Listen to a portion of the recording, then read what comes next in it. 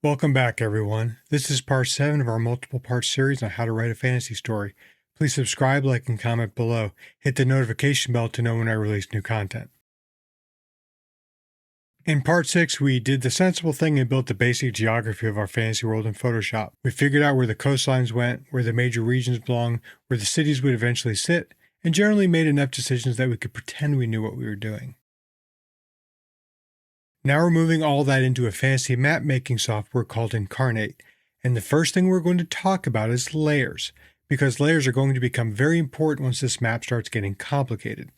The good news is, we're not starting over. That Photoshop map we created last episode is going to become our guide. I exported the tracing from Photoshop, brought it into the software as an object, placed it over the canvas, and adjusted it enough to where everything is where I wanted it.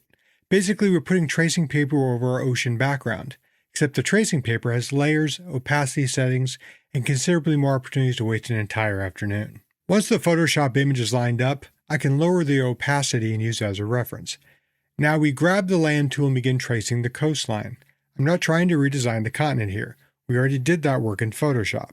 I'm following the shapes we've already established and rebuilding them as actual land inside the software. That means the major coastline, islands, lakes, inlets, and the broad geography should all remain pretty close to the original design. And this is where the map finally begins turning from a sketch into something that actually looks like it belongs in a fantasy novel. But there's an important point I want to make before we get too far into this. When we're finished today, this map is probably going to only be 80% done, not 95%. Not I'll just add a compass and we're finished. 80%. Because creating the start of your world is only the start of this. We still have terrain to build, mountains to place, forests to shape, rivers to work out, cities and towns to position, regions to define thoroughly, labels to add, and about 17,000 tiny decisions that nobody will ever notice unless you get one of them wrong.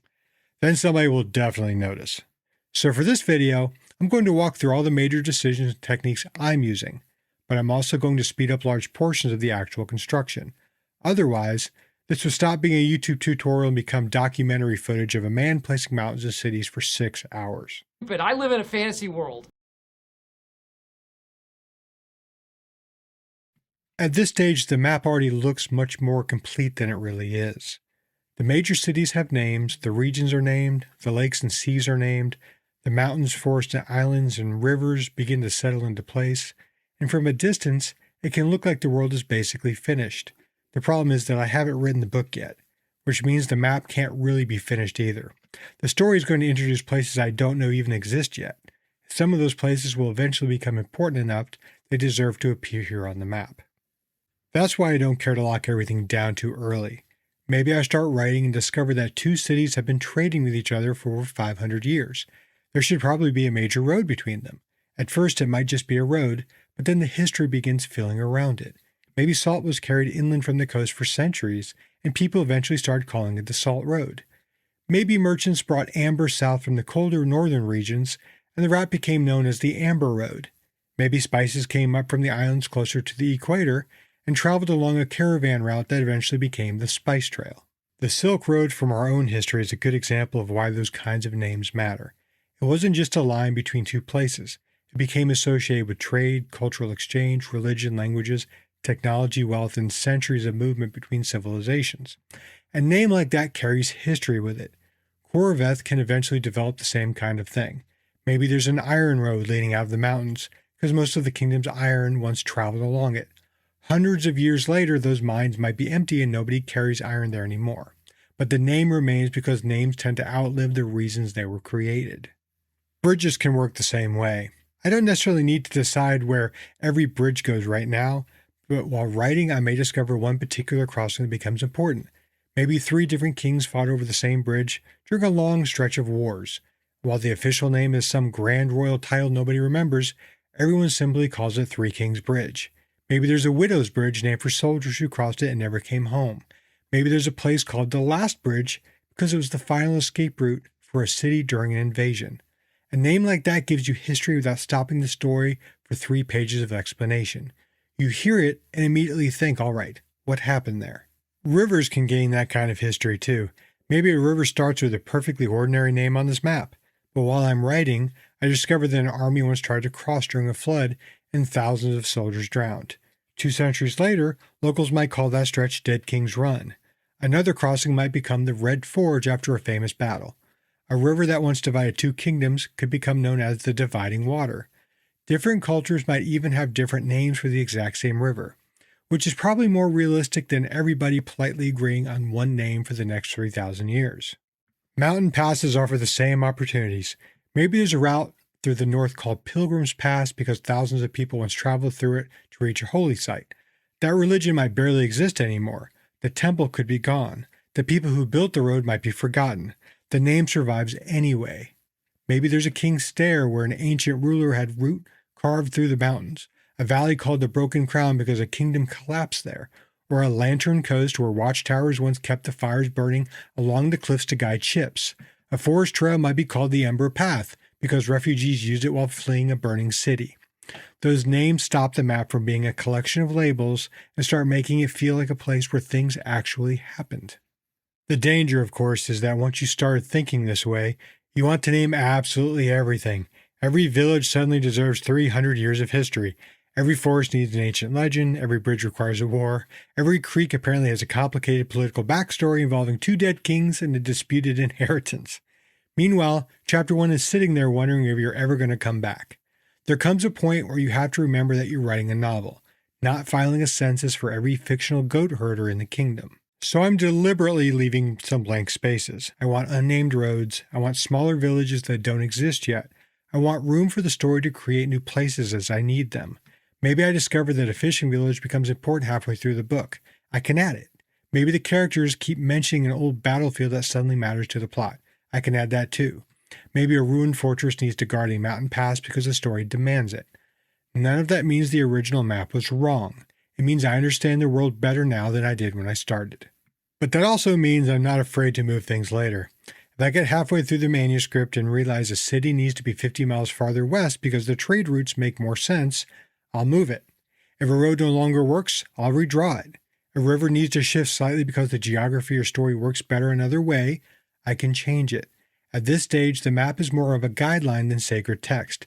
I'm not carving this into stone tablets and carrying them down the mountain. Patience matters here because it will drive you insane. It's easy to get trapped trying to finish one section before moving on. If you've been staring at one mountain range for half an hour and it still looks wrong, go work on something else. Build a forest, add some coastline, place a river, come back later. After enough time staring at the same mountain, you stop objectively judging terrain and start having a personal argument with a tiny digital hill. At that point, as war games taught us, sometimes the only winning move is not to play, at least for 10 minutes. Come with me if you want to live. While all this is happening, I'm trying to think less like an illustrator and more like a novelist. Why is this city here? What resources does it have? Who trades with whom? What geographic barriers separate these cultures? Where would armies move? Where would roads naturally develop? Where would ships stop? Which mountain passes would become strategically important? Where would somebody build a fortress? Those questions are more useful to me than whether every tree is placed perfectly. The question I probably find most useful is simply what happened here. Once you start asking that, geography becomes history. A mountain pass stops being a gap between 2 ridges and becomes a place where an army made its last stand. An island becomes famous because an explorer disappeared there. A valley becomes sacred. A coastline becomes feared. A forest becomes avoided.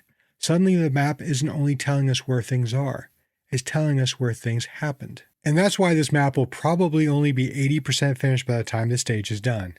The major geography will be here. The cities will be here. The regions, lakes, seas, mountains, forests, and islands will all be established.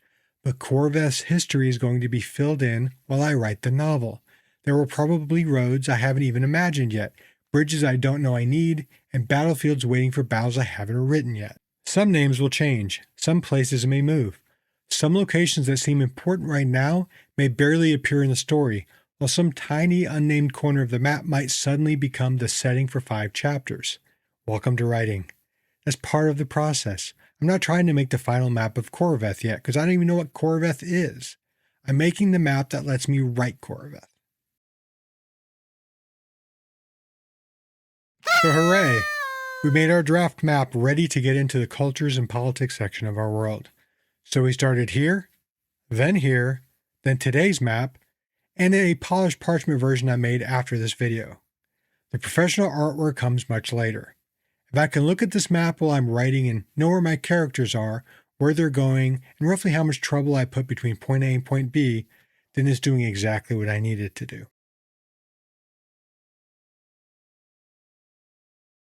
That is the final author draft of our map, and this is going to end part 7. We will take a few weeks off before stepping into part 8 of our Writing a Fantasy Novel series.